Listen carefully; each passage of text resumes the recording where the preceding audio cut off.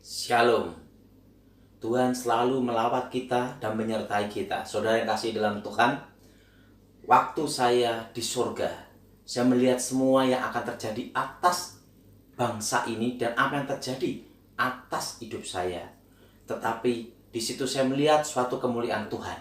Sebelum saya akan menceritakan hal ini, saya akan menyampaikan firman Tuhan terlebih dulu.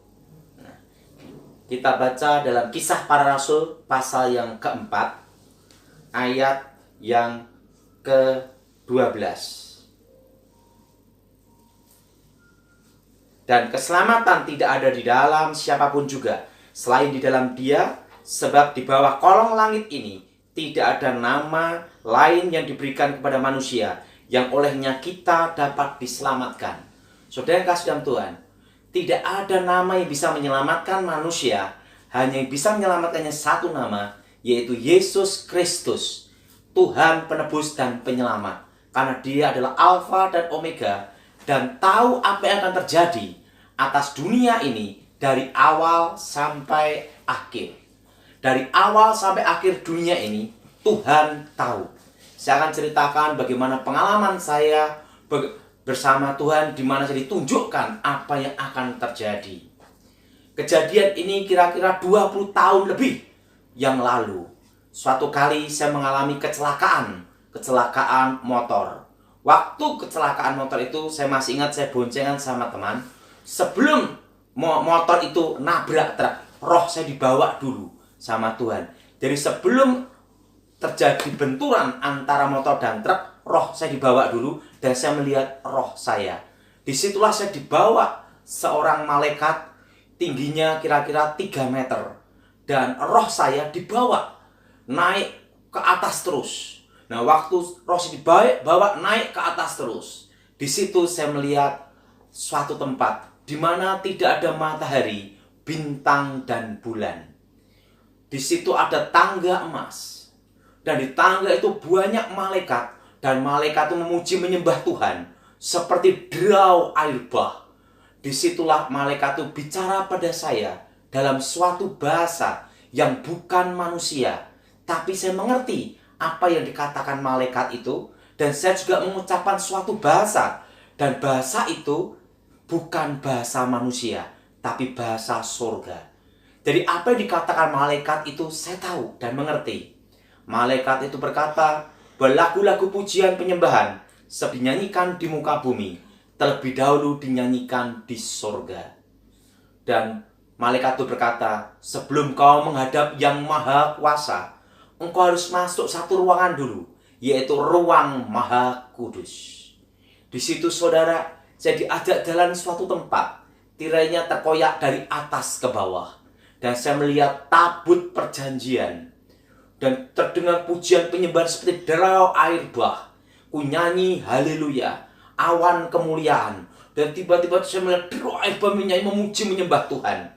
Dan saya melihat tabut perjanjian. Dan malaikat itu berkata, apa yang dilihat Musa di gunung itu tentang kemah suci adalah gambaran dari tempat itu. Dan apa yang terjadi? Malaikat itu berkata, mari engkau menghadap Yang Maha Kuasa. Saya diajak jalan satu tempat. Dan apa yang terjadi? Saya kembali ke tangga emas itu kembali. Di situ pujian penyembahan seperti derau air bah. Dan di tangga itu ada sebuah tahta. Di sana tidak ada matahari, bintang, dan bulan. Karena yang menyinari itu adalah yang di tahta itulah. Dan di tahta itu tangannya gini. Dia berkata, akulah Alfa, akulah Omega. Akulah yang awal, akulah yang akhir. Akulah aku, Yahweh. Yahweh. Aku telah mati, bangkit, hidup kembali. Akulah Yesua HaMasiah. Dan apa yang terjadi saudara? Di situ tangannya gini. Dia berkata, sebenarnya engkau sudah ada waktunya di tempat ini. Karena engkau minta umurmu diperpanjang, maka umurmu akan diperpanjang di muka bumi. Dan selama umurmu diperpanjang di muka bumi, pergunakanlah sebaik-baiknya. Dan apa yang terjadi saudara? Tangannya gini. Di situ hari-hari yang akan terjadi terlihat semua, dari awal sampai akhir dunia. Di situ ditunjukkan hari-hari yang akan terjadi. Jadi disitulah saya mengerti bahwa apa yang akan terjadi atas dunia ini dari awal sampai akhir sudah ada di sana. Disitulah saya melihat Tuhan tunjukkan bom meledak di sana sini. Saya berkata sama Tuhan, Tuhan aku tidak jadi balik bom. Tapi Tuhan berkata, tidak, kau harus kembali ke rumah orang tuamu. Nah, disitulah Tuhan tunjukkan ini yang akan terjadi atas bangsamu di masa depan dan hidupmu di masa depan. Dan apa yang terjadi saudara? Di situ saudara, saya melihat sesuatu yang akan terjadi, yaitu Indonesia akan dipulihkan Tuhan. Tetapi Indonesia dipulihkan Tuhan 25 tahun. Ingat saudara, 25 tahun Indonesia dipulihkan Tuhan. Dan itu dimulai dari tahun 98. Dan pemulihannya adalah kira-kira 2023. Karena 25 tahun saudara.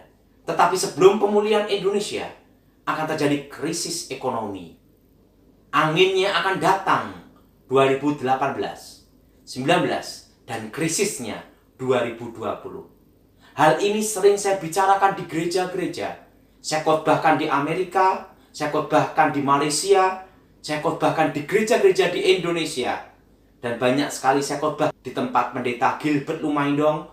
Dan sering saya bercerita sama pendeta Gilbert Lumaindong tentang apa yang Tuhan akan lakukan atas bangsa ini, yang akan terjadi atas bangsa ini, yaitu 2020 akan terjadi krisis ekonomi. Dan saudara perlu tahu, nanti bulan 6, bulan 7, tepatnya bulan 6, bulan Juni akhir, akan stagnan, tidak maju, tidak mundur, sampai 2023. Stagnatnya ini gini atau gini, tapi yang jelas Tuhan bicara, di tengah-tengah kesusahan, aku memelihara umatku, aku menyertai umatku, dan Tuhan menjaga saudara dan menjaga Indonesia. Tapi ingat, bulan Juni akhir stagnan, bulan 7 dan seterusnya sampai 2023. Dan 2023 itu adalah awal pemulihan. Ingat saudara, awal pemulihan. Nah, disitulah Tuhan tunjukkan apa yang terjadi dan memberikan saya pengertian-pengertian. Dan pengertian-pengertian inilah yang akan saya sampaikan kepada saudara. Disitulah Tuhan tunjukkan. Dan Tuhan bicara sama saya, mari kutunjukkan di rumah Bapakku banyak tempat tinggal. Di situ saya melihat lantai emas, saudara. Dan di situ juga ada kayak pagar air mengalir, terbuat dari batu permata, rubi, blue sapphire, emerald, batu-batu mulia. Dan di sana tidak ada batu akik, saudara. Semua batu mulia itu jadi pagarnya. Tuhan bicara sama saya, apa yang kau tanyakan? Tuhan, kapan engkau datang? Tuhan bicara sama saya, engkau tidak perlu tahu dan tidak ada manusia yang tahu. Manusia atau malaikat tidak ada yang tahu kapan aku datang. Tapi yang perlu engkau tahu, aku menyertai umatku sampai kesudahan zaman. Dan Tuhan tunjukkan, mari kutunjukkan di rumah Bapakku banyak tempat tinggal.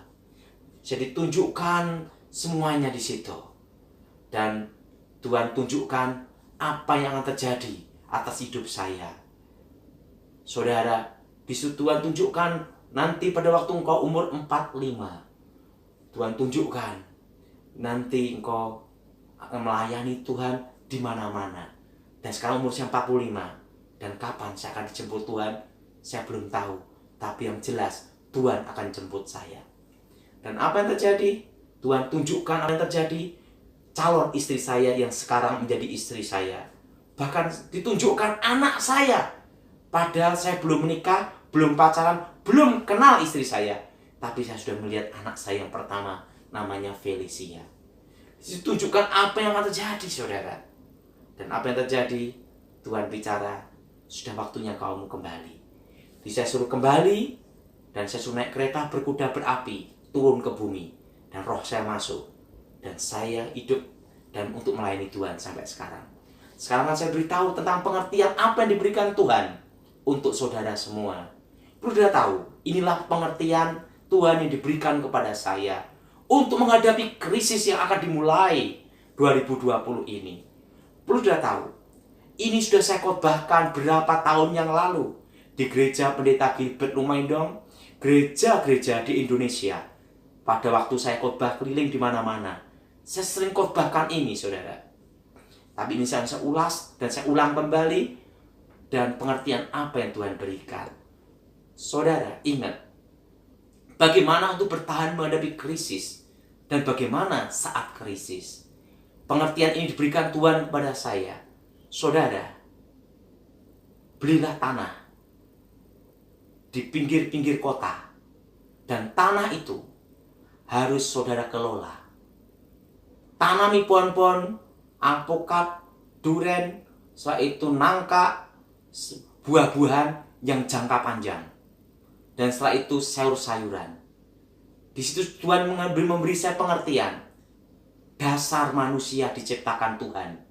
Ingat saudara, pada waktu Tuhan menciptakan manusia, manusia diperintahkan Tuhan untuk mengelola Taman Eden. Dan ingat, artinya dasar manusia diciptakan adalah berkebun. Perlu saudara tahu, belilah tanah. Inilah kesempatan saudara untuk beli tanah di pinggir-pinggir kota. Tetapi ingat, 2 mobil harus lewat pinggir jalan. Dan ingat, tanah itu sudah kelola. Tanah itu sudah kelola, tanamin pohon-pohon. Kelola dengan baik. Karena itu adalah dasar manusia diciptakan Tuhan adalah berkebun. Dan yang kedua, setelah manusia diusir dari Taman Eden, manusia berkebun dan berternak. Itulah dasar manusia diciptakan. Jadi saudara, saya beritahu pada saudara, belilah tanah tahun 2020.